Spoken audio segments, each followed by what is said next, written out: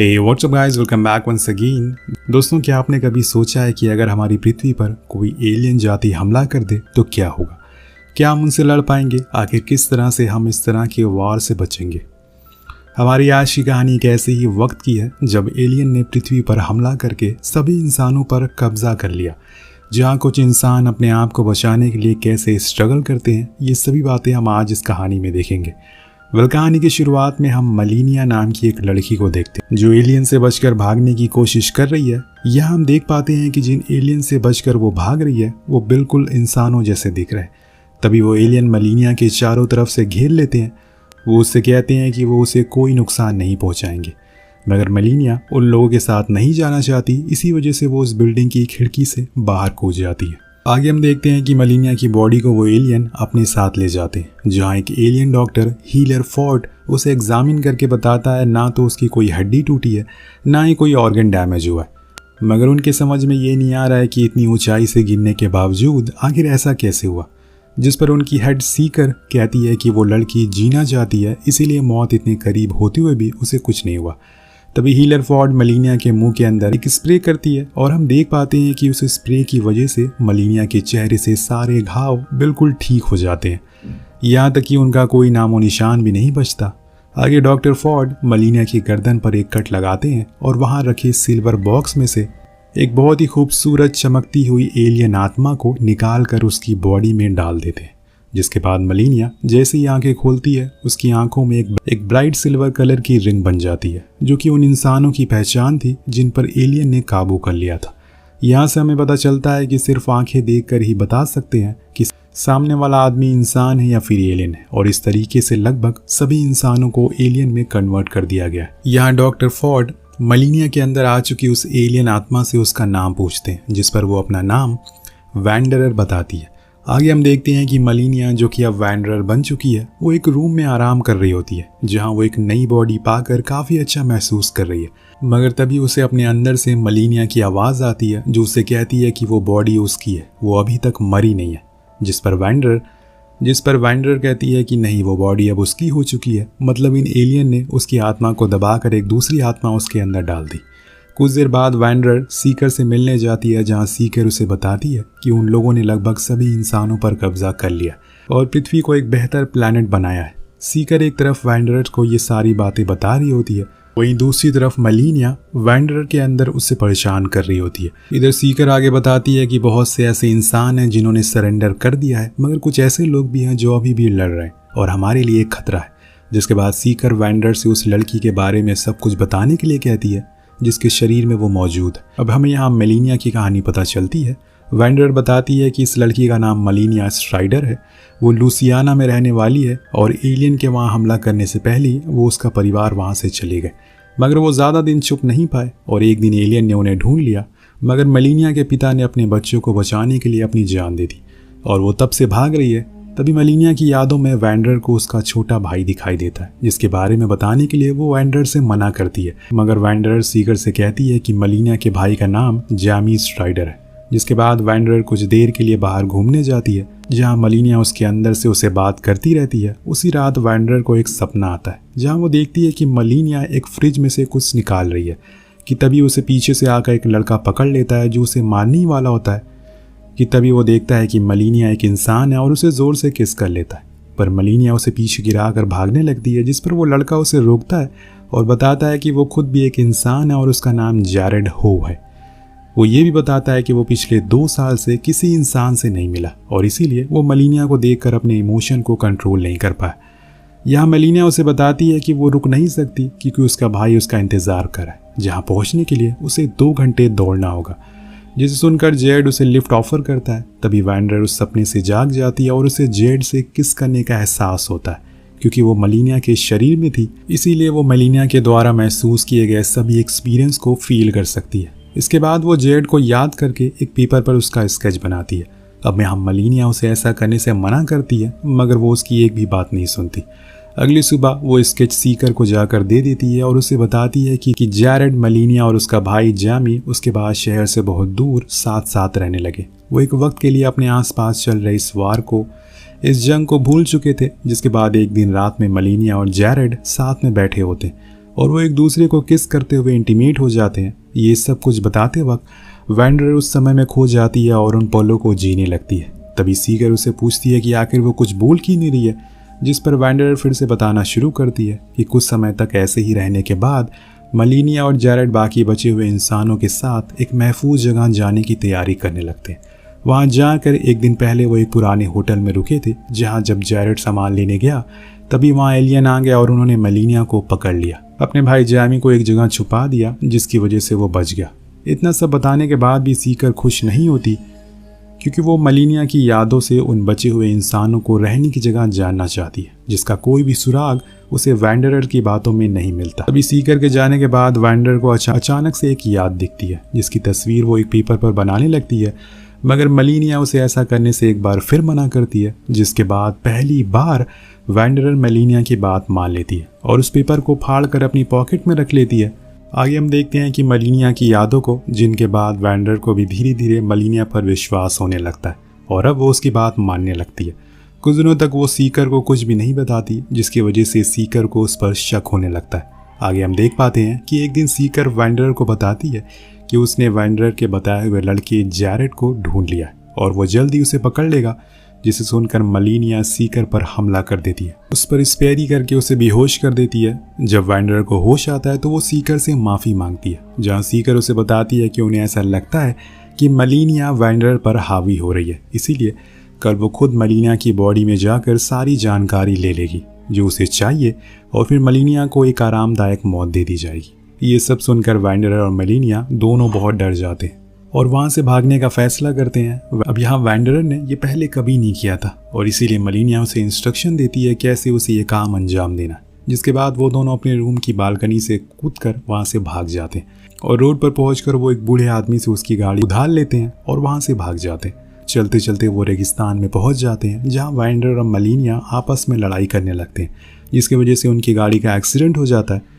वहाँ से निकलकर वो एक पानी की बोतल के साथ मलीनिया के बताए हुए रास्ते पर पैदल चलने लगती है। दूसरी तरफ हम देखते हैं कि सीकर जो वैंडरर के भाग जाने के बाद उसका कमरा चेक करती है, जहाँ उसे वो ड्राइंग मिल जाती है जो वैंडरर ने बनाई थी, जिसके बाद वो उस पिक्चर की मदद से उस रेगिस्तान का पता लगा लेती है और उसका पीछा करना शुरू करती है। इधर वैंडरर बेहोशी की हालत में एक पेड़ के नीचे पड़ी होती है। तभी वहाँ मलीनिया के अंकल जेब आते हैं, जो उसे पानी पिलाते हैं। मलीनिया वैंडरर को वहाँ इसलिए लाई थी क्योंकि वहाँ उसके अंकल रहते हैं, मगर जैसे ही मलीनिया आंखें खोलती है वो समझ जाते हैं कि वो मलीनिया नहीं बल्कि कोई एलियन है। जिसके बाद उनके साथ आए एक आदमी काइल वैंडरर को जान से मारने ही वाला होता है। तभी अंकल जेब उन्हें उसे मारने से रोक लेते हैं और उसकी आंखों पर पट्टी बांधकर उसे अपने साथ ले जाते हैं ताकि वो एलियन उन्हें देख ना पाए। वहाँ पहुंचकर अंकल जेब वैंडरर की आंखों से पट्टी हटा देते हैं, जहाँ वो देखती है कि बहुत से इंसान अभी भी जिंदा होते हैं। तभी वहाँ जैरेड आता है, जिसे देखकर वो उसकी तरफ भागती है, मगर जैरेड उसे चाटा मारकर ज़मीन पर गिरा देता है क्योंकि मलीनिया अब एक एलियन बन चुकी है। आगे हम देखते हैं कि वहाँ उसका भाई जैमी भी होता है। वो लोग वैंडरर को बंदी बनाकर एक गुफा में रखते हैं। दूसरी तरफ सीकर पूरी मेहनत से वैंडरर को ढूंढने में लगी रहती है, मगर उसे कोई सुराग नहीं मिलता। इधर वैंडरर से जैमी एक होल के जरिए बात करता है, मगर तभी वहाँ जैरेड आ जाता है और उस पर गुस्सा करता है। दूसरी तरफ अंकल जेब वैंडरर के साथ बुरा व्यवहार नहीं करते और उसे उन गुफाओं में हर जगह घुमाते हैं। वो उसे प्यार से वांडा बुलाते हैं। वहाँ वांडा देखती है कि उसके पास उस रेगिस्तान में बहुत सा पानी होता है और वो लोग उन्हीं पहाड़ों में फसलें भी उगाते हैं। वो सूरज की किरणों के लिए शीशों का इस्तेमाल करते हैं जो बहुत ही खूबसूरत होता है। उन्हीं में से कुछ लोग ज़रूरत का सामान लेने के लिए बाहर भी जाया करते हैं। ये सब देखकर वांडा को काफ़ी आश्चर्य होता है। कुछ देर बाद जैमी वैंडरर को एक खास जगह पर ले जाता है, जहाँ गुफा में बहुत से जुगनू भरे होते हैं जो देखने पर बिल्कुल अंतरिक्ष जैसे लगते हैं। वहाँ वांडा जैमी को बताती है कि मलीनिया अभी उसके अंदर जिंदा है, जिसे सुनकर जैमी बहुत खुश होता है। अब अगले दिन से वांडा भी बाकी लोगों के साथ फसल काटने लग जाती है और धीरे धीरे सभी लोगों के साथ घुलने मिलने लगती है। वो सभी को बताती है कि वो 12 प्लैनेट पर रह चुकी है और 1000 साल से ज़्यादा समय से जिंदा है। बेसिकली वो एलियन है, इसलिए वो ऐसा कर पाई, जिसे सुनकर सभी को बड़ा आश्चर्य होता है। तभी अचानक वहाँ जैरेड आ जाता है, जो वांडा को मारने की कोशिश करता है क्योंकि उसके कुछ साथियों को सीकर ने पकड़ लिया था, जिसकी वजह से उन्होंने अपनी जान दे दी। वो सीकर वांडा को ढूंढ रही है और इसी की वजह से ये सब हुआ। इसकी वजह से जैरेड उसे मारने आया था, मगर बाकी लोग वांडा को बचा लेते हैं और आयन उसे अपने रूम में ले जाता है। यह हम देख पाते हैं कि आयन वांडा से प्यार करने लगा है। कुछ देर बाद वांडा से मिलने जैरेड दोबारा आता है, जो उसके पास आकर उसे किस करने की कोशिश करता है, मगर मलीनिया उसे धक्का मार देती है क्योंकि वो जैरेड को किसी और लड़की के साथ नहीं देख सकती। और जैसे ही वांडा ये करती है, जैरेड समझ जाता है कि वांडा के अंदर मलीनिया अभी भी जिंदा है, जिसके बाद वांडा वहाँ से भागकर नहाने की जगह पर चली जाती है। अब जैरेड के पास ये जानने का कोई और तरीका नहीं था कि उसकी मलीनिया, जिसे वो इतना प्यार करता है, कि आखिर वो जिंदा है भी या नहीं। कुछ देर बाद काइल वांडा को ढूंढते हुए वहाँ आता है। अब क्योंकि काइल कई बार वांडा को मारने की कोशिश कर चुका था, इसीलिए मलीनिया उसे छुपने के लिए कहती है। कुछ देर बाद काइल वहाँ से चला जाता है और वांडा भी जाने लगती है, मगर तभी काइल उसे पीछे से पकड़ लेता है और उसे दोबारा मारने की कोशिश करता है, मगर उसका पैर फिसल जाता है और वो पत्थरों से लटक जाता है। उसे मरता हुआ देख वांडा उसकी मदद करती है और बाकी लोगों को भी बुलाती है, जिसके बाद काइल की जिंदगी बच जाती है। आगे हम देखते हैं कि आयन वांडा को अपने दिल की बात बताता है, मगर वांडा कहती है कि तुम मुझसे प्यार नहीं करते बल्कि इस शरीर से करते हो, जो कि वांडा का नहीं है। यहाँ आयन उसे किस करने की कोशिश भी करता है, मगर मलीनिया ऐसा करने से वांडा को मना करती है क्योंकि वो उसका शरीर था। दूसरी तरफ हम देखते हैं कि सीकर को, जो अब वांडा की तलाश में लगी हुई है, वो उसे हर जगह ढूंढ रही है। तभी एक दिन मलीनिया उस गुफा के एक ऐसे कमरे में जाती है जहाँ बहुत से लोगों का ऑपरेशन चल रहा होता है। अंदर जाकर वो देखती है कि वहाँ बहुत सी एलियन आत्माएं मरी हुई है, जिसे देखकर वो वहाँ से भाग जाती है और बहुत दिनों तक अपने कमरे में बंद रहती है। कुछ दिनों बाद वहाँ अंकल जेब आते हैं और मलीनिया से कहते हैं कि अब वो किसी भी एलियन को नहीं मारेंगे, जिस पर वांडा कहती है कि आखिर वो उन पर विश्वास क्यों करे, जिस पर अंकल जेब कहते हैं जब वांडा वहाँ आई थी तब उन्होंने भी वांडा पर विश्वास किया था, इसीलिए उसे भी उन पर करना चाहिए।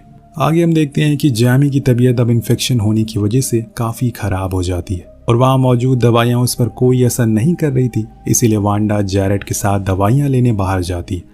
वो अपने हाथ पर चाकू से गहरा जख्म बनाती है और डॉक्टर से मिलने जाती है, जहाँ वो बहुत सी दवाइयाँ चुरा कर ले आती है। अब वापस आकर जब वो लोग जैमी का जख्म पर वो दवाइयाँ डालते हैं तो उसका जख्म एकदम से हील हो जाता है और उसे होश आ जाता है, जिसे देखकर सभी लोग बहुत खुश थे और अब वो वांडा को अपना समझने लगते हैं। अब मलीनिया उन सभी के लिए सामान लेने भी जाने लगती है, क्योंकि वो एक एलियन थी तो उसे किसी भी चीज़ के पैसे देने नहीं पड़ते। इसके पहले तो उन सभी लोगों को सामान चुरा कर लाना पड़ता था, जो एक बड़ी समस्या थी। कुछ दिनों बाद एक दिन जब वो लोग सामान लेकर वापस आ रहे होते हैं तब उन्हें रास्ते में वही सीकर मिल जाती है, जिसने उनके एक आदमी को मार डाला था। जिसके बाद अंकल जेब पीछे से आकर उसके हाथ पर गोली मार देते हैं, बट वो लोग उसे मारते नहीं बल्कि उसे पकड़कर अपने साथ ले जाते हैं। अब वांडा सीकर से अकेले में बात करती है और उससे पूछती है क्या कोई उसके पीछे आ रहा है, जिस पर सीकर कहती है कि उसे ढूंढते हुए कुछ लोग ज़रूर आएंगे।